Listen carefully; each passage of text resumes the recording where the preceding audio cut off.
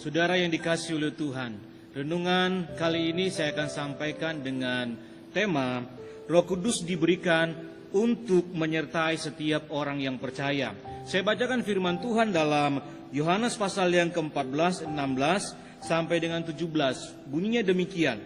Aku akan minta kepada Bapa dan Ia akan memberikan kepadamu seorang penolong yang lain, supaya Ia menyertai kamu selama-lamanya, yaitu Roh kebenaran. Dunia tidak dapat menerima Dia, sebab dunia tidak melihat Dia dan tidak mengenal Dia. Tetapi kamu mengenal Dia, sebab Ia menyertai kamu dan akan diam di dalam kamu.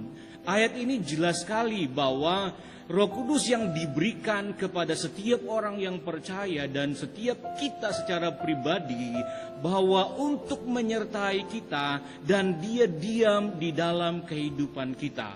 Pertanyaannya, mengapa harus Roh Kudus menyertai kita?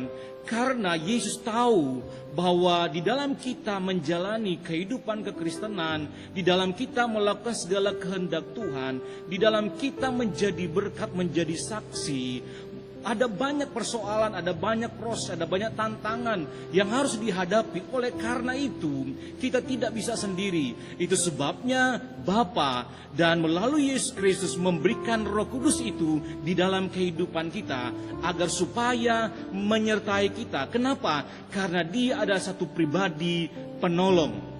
Dan kita harus tahu hari-hari ini yang kita jalani, yang kita lalui sebagai orang yang percaya, di dalam kita melakukan kehendak Tuhan, di dalam kita menjadi berkat, kita tidak bisa sendiri. Apalagi di situasi yang sulit seperti sekarang ini, maupun dalam persoalan-persoalan pribadi. Itu sebabnya kita membutuhkan Roh Kudus itu ada dalam hidup kita, menyertai kita. Dan percayalah, kalau Roh Kudus menyertai kita dan ada di dalam kehidupan kita, maka Dia akan memimpin kehidupan kita, Dia akan menopang kehidupan kita, Dia akan membimbing kehidupan kita, Dia juga akan meneguhkan setiap janji Tuhan dalam kehidupan kita, dan Dia akan menguatkan kita, menghibur kita, memberikan ketenangan, memberikan damai sejahtera, memberikan sukacita dan kemenangan yang berlimpah di dalam kehidupan kita.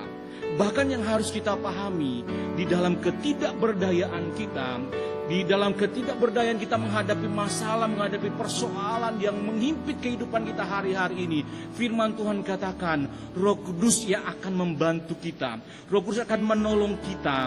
Dia akan berdoa kepada Bapa. Saya bacakan firman Tuhan di dalam Roma pasal yang ke-8 ayat 26.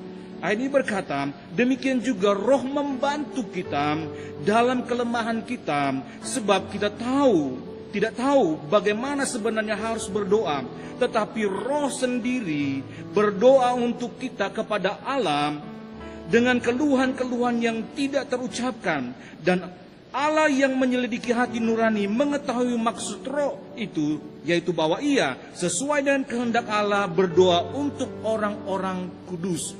Jadi jelas bahwa dalam kelemahan kita, dalam ketidakberdayaan kita, Roh Kudus yang memimpin, menyertai, yang ada dalam hidup kita, itu akan menguatkan kita, dan Dia akan sendiri berdoa kepada Bapa. Itu sebabnya, saudara yang dikasihi oleh Tuhan, biarlah kita tahu kebenaran ini, bahwa kita tidak sendiri. Roh Kudus yang menyertai kita dan ada dalam kehidupan kita. Dan firman Tuhan katakan, Yesus katakan sendiri, Dia menyertai kita sampai selama-lamanya. Tuhan Yesus memberkati kita semua.